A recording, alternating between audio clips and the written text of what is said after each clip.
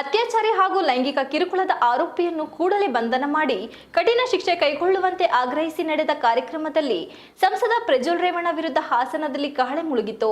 5,000ಕ್ಕೂ ಹೆಚ್ಚು ಜನರು ರಾಜ್ಯದ ಮೂಲೆ ಮೂಲೆಯಿಂದ ಹೋರಾಟಗಾರರು ಆಗಮಿಸಿ ಆಕ್ರೋಶ ವ್ಯಕ್ತಪಡಿಸಿದರು.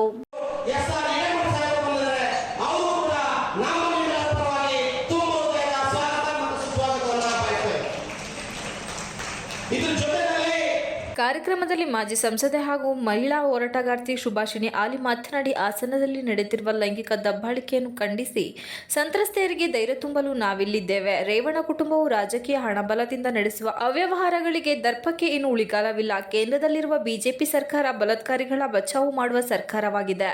ಆ ಸರ್ಕಾರವನ್ನು ಚುನಾವಣೆಯಲ್ಲಿ ಕೆಳಗಿಳಿಸಬೇಕು ಎಂದು ತಿಳಿಸಿದರು.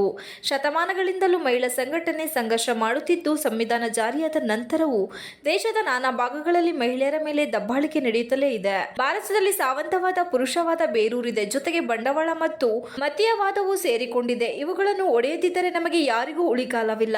ಪ್ರಜ್ವಲ್ ರೇವಣ್ಣ ಮತ್ತು ಆತನ ತಂದೆ ರೇವಣ್ಣನನ್ನು ಬಂಧಿಸಿ ಜೈಲಿಗಟ್ಟಬೇಕು. ಅವರಿಗೆ ಓನ್ಲಿ ಜೈಲ್, ನೋ ಬೇಲ್. ಜೈಲು ಮಾತ್ರ, ಜಾಮೀನು ಇಲ್ಲ ಆಗಬೇಕು. ಇದೇ ನಮ್ಮ ಪ್ರಮುಖ ಒತ್ತಾಯ ಎಂದರು.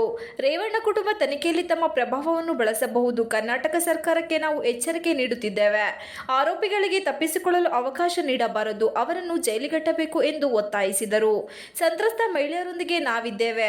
ಅವರೊಂದಿಗೆ ಕೊನೆಯವರೆಗೂ ಹೋರಾಡುತ್ತೇವೆ. ಅವರಿಗೆ ನ್ಯಾಯ ಸಿಗುವವರೆಗೂ ಹೋರಾಟ ನಡೆಯುತ್ತದೆ. ಸಂತ್ರಸ್ತೆಯರು ಎದೆಗುಂದಬೇಕಿಲ್ಲ ಎಂದು ಸಂತ್ರಸ್ತೆಯರಿಗೆ ಧೈರ್ಯ ತುಂಬುವ ಮಾತನಾಡಿದರು. ಸರ್ಕಾರಿ ಅಧಿಕಾರಿಗಳು, ಕಾರ್ಯಕರ್ತರು, ಅಸಹಾಯಕ ಹೆಣ್ಣು ಮಕ್ಕಳು ಸಣ್ಣ ಪುಟ್ಟ ಸಹಾಯ ಕೇಳಲು ಬಂದಾಗ ಅವರ ಮೇಲೆ ರೇವಣ್ಣ ಮತ್ತು ಆತನ ಪುತ್ರ ದೌರ್ಜನ್ಯ ಎಸಗಿದ್ದಾರೆ. ಸಂತ್ರಸ್ತ ಮಹಿಳೆಯರಿಗೆ ನ್ಯಾಯ ಒದಗಿಸಬೇಕು, ಪರಿಹಾರ ನೀಡಬೇಕು, ಆಪ್ತ ಸಮಾಲೋಚನೆ ಒದಗಿಸಬೇಕು ಎಂದು ಆಗ್ರಹಿಸಿದರು. ಹೋರಾಟಗಾರ ಎಸ್.ಆರ್. ಹಿರೇಮಠ್ ಮಾತನಾಡಿ, ದೇಶದಲ್ಲಿ 3 ಉತ್ಕೃಷ್ಟ ಸತ್ಯಾಗ್ರಹಗಳು ನಡೆದಿವೆ. 1 ಅಂಬೇಡ್ಕರ್ ನೇತೃತ್ವದ ಮಹಾನ್ ಸತ್ಯಾಗ್ರಹ, 2 ದಂಡಿ ಉಪ್ಪಿನ ಸತ್ಯಾಗ್ರಹ, 2ನೇದು 2020-21ರ ರೈತ ಹೋರಾಟ. ಇವು ದೇಶ ಕಂಡ ಐತಿಹಾಸಿಕ ಹೋರಾಟಗಳು. ರೈತರು 1 ವರ್ಷಗಳ ನಿರಂತರ ಹೋರಾಟ ಮಾಡಿ ರೈತ ವಿರೋಧಿ ಕೃಷಿ ಕಾಯ್ದೆಗಳನ್ನು ಹಿಂಪಡೆಯುವಂತೆ ಮಾಡಿದ್ದರು.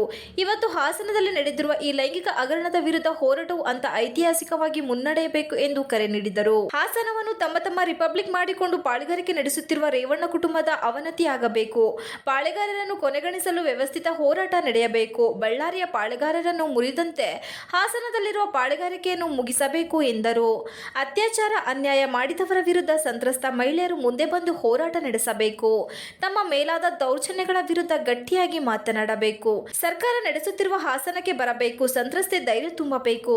ನ್ಯಾಯ ಕೊಡಿಸುವ ಭರವಸೆ ನೀಡಬೇಕು. ಆರೋಪಿಗಳ ವಿರುದ್ಧ ಕ್ರಮ ಕೈಗೊಳ್ಳಬೇಕು ಎಂದು ಒತ್ತಾಯಿಸಿದರು. ಹಿರಿಯ ವಕೀಲ ಎಸ್. ಬಾಲನ್ ಮಾತನಾಡಿ, ಭಾರತದಲ್ಲಿ 53 ಮಂದಿಯನ್ನು ಭಯೋತ್ಪಾದಕರು ಎಂದು ಸರ್ಕಾರ ಪಟ್ಟಿ ಮಾಡಿದೆ. ಪ್ರಜ್ವಲ್ ರೇವಣ್ಣ ಅವರನ್ನು 54ನೇ ಭಯೋತ್ಪಾದಕನಾಗಿ ಹೆಸರಿಸಬೇಕು.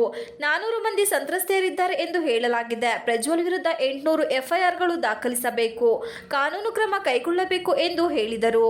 ಪ್ರತಿ ಸಂತ್ರಸ್ತೆಯರಿಗೆ 1 ಕೋಟಿ ರು ಪರಿಹಾರ ನೀಡಬೇಕು. ರೇವಣ್ಣನನ್ನು ಜಾಮೀನಿನ ಮೇಲೆ ಬಿಡುಗಡೆ ಮಾಡಿದರೆ, ಆದರೆ ರಾಜ್ಯ ಸರ್ಕಾರ ಹೈಕೋರ್ಟ್ನಲ್ಲಿ ಜಾಮೀನನ್ನು ಪ್ರಶ್ನಿಸಿಲ್ಲ. ಪ್ರಜ್ವಲ್ನನ್ನು ಇದೇ ರೀತಿ ಜಾಮೀನಿನ ಮೇಲೆ ಬಿಟ್ಟು ಬಿಡುವ ಸಾಧ್ಯತೆ ಇದೆ. ಹೀಗಾಗಿ ನಾವು ಬೃಹತ್ ಹೋರಾಟ ನಡೆಸಬೇಕು ಎಂದರು.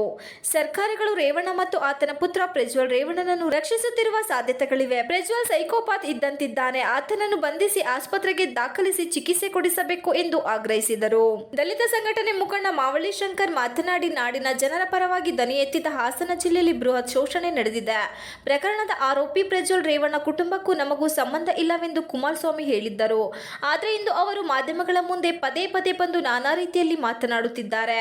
ತಮ್ಮ ಕುಟುಂಬದ ಕಾಮುಕರ ಪರವಾಗಿರುವ ಕುಮಾರಸ್ವಾಮಿ ಮತ್ತು ಅವರ ಕುಟುಂಬವನ್ನು ಬಗ್ಗು ಬಡಿಯಬೇಕು ಎಂದರು. ಕಾನೂನಿನ ಮುಂದೆ ರೇವಣ್ಣ ಕುಟುಂಬದ ನಿಂಬೆಕಾಯಿಗಳು ಕೆಲಸಕ್ಕೆ ಬರುವುದಿಲ್ಲ. ದೇವರೇ ನನ್ನನ್ನು ಕಳಿಸಿದ್ದಾರೆ ಅಂತ ಪ್ರಧಾನಿ ಹೇಳ್ತಿದ್ದಾರೆ. ದೇವರಾದ ಮೋದಿ ಅವರಿಗೆ ನಾನು ಹೇಳುತ್ತಿದ್ದೇನೆ, ವಿವೇಕಾನಂದರನ್ನ, ದೇವರನ್ನ ನೀವು ಅವಮಾನಿಸಬೇಡಿ. ಪ್ರಜ್ವಲ್ ಪ್ರಕರಣದಲ್ಲಿ ಮೋದಿ ಮೌನವಾಗಿದ್ದಾರೆ.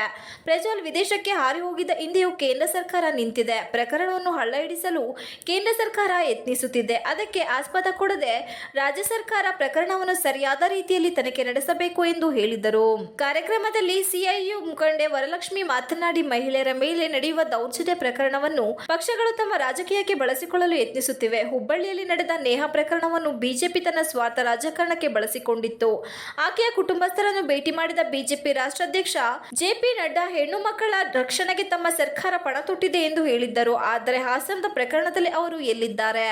ಆರೋಪಿಗಳನ್ನು ರಕ್ಷಿಸಲು ಯತ್ನಿಸುತ್ತಿದ್ದಾರೆ ಎಂದು ಎಂದು ಆಕ್ರೋಶ ವ್ಯಕ್ತಪಡಿಸಿದರು. ಈ ಕಾರ್ಯಕ್ರಮದಲ್ಲಿ ಸಿಐಟಿಯು ಜಿಲ್ಲಾಧ್ಯಕ್ಷ Dharmesh, Indira Krishnappa, S Balakrishna, Sabiha Bhoomigowda, S Varalakshmi, Shobha, Mavalli Shankar, Mallige Sirimane, Siddanagowda Patil, K Neela, ಸ್ಕ್ಯಾನಿ Odanadi, Sunanda Jayaram, Prakash, A Jyothi, Maitreyi Krishnan, Badagalapura Nagendra, U Basavaraju, Guruprasad, doctor Bharathi Rajashekhar, H K Sandesh, Irshad Pasha, Rajashekhar master, MC Dongre, Raju Gururu, Roopa Hassan, Soumya, Abdul Samad, TR Vijayakumar, Dharmesh, KT Shivaprasad, KT Suvarna, MG Prithvi, M Somashekhar, Mamata, Shivu ಸೇರಿದಂತೆ ಕಾಂಗ್ರೆಸ್ ಕಾರ್ಯಕರ್ತರು ಇತರರು ಉಪಸ್ಥಿತರಿದ್ದರು. ರಾಜ್ಯದ ವಿವಿಧ ಭಾಗಗಳಿಂದ ಮಹಿಳಾ, ದಲಿತ, ಕಾರ್ಮಿಕ, ರೈತ, ಅಲ್ಪಸಂಖ್ಯಾತ, ಹಿಂದುಳಿದ, ಲೈಂಗಿಕ ಅಲ್ಪಸಂಖ್ಯಾತ, ಆದಿವಾಸಿ, ವಿಜ್ಞಾನ ಚಳುವಳಿ, ನಿವೃತ್ತ ಸರ್ಕಾರಿ ಅಧಿಕಾರಿಗಳು, ನೌಕರರ ಸಂಘಟನೆ, ವಿದ್ಯಾರ್ಥಿ ಮತ್ತು ಯುವಜನ ಸಂಘಟನೆಗಳು ಹಾಗೂ ಸಮಾನ ಮನ್ಯರು, ಸಾಹಿತಿಗಳು, ಚಿಂತಕರು ಸೇರಿದಂತೆ ಸುಮಾರು 5,000ಕ್ಕಿಂತ ಹೆಚ್ಚು ಜನರು ಭಾಗವಹಿಸಿದ್ದರು.